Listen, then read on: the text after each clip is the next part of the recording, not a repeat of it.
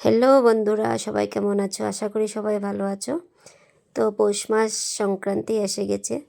তো আমি এখন বানাবো ক্ষীর দিয়ে পাটিসাপটা।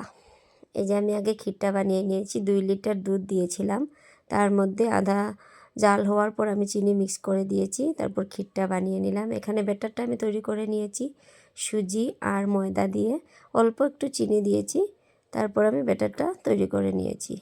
এই যে দেখো, ব্যাটারটা এইরকম হয়েছে কড়াইতে দেওয়ার পর, যাতে ফট করে হয়ে যায়, স্প্রেড হয়ে যায়। দিয়ে দিলাম কড়াইতে দেওয়ার পর এখন আমি এটাতে ক্ষীর অ্যাড করব।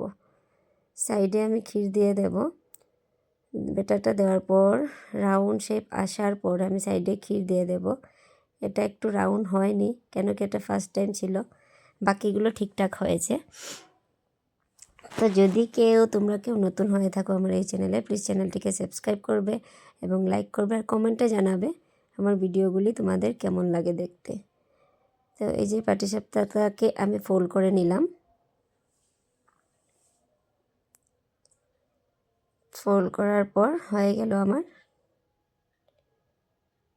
এরকম করে করে আমি অনেকটা বানিয়েছি। লাস্টে তোমাদেরকে দেখিয়ে দেবো পুরোটা কতগুলো হয়েছে। হয়ে গেল আমার পাটিসাপটা, এই যে কমপ্লিট হয়ে গেছে। এই যে দেখো না, এগুলো আমি বানিয়েছি এখন। তো যদি কেউ আমার মতো বানাতে চাও, ভিডিওটা দেখে বানাতে পারো, ট্রাই করতে পারো, অনেক টেস্টি লাগে খেতে। দেখা হবে তোমাদের সাথে নেক্সট ভিডিওতে। সবাই ভালো থাকবে। Take care, bye by.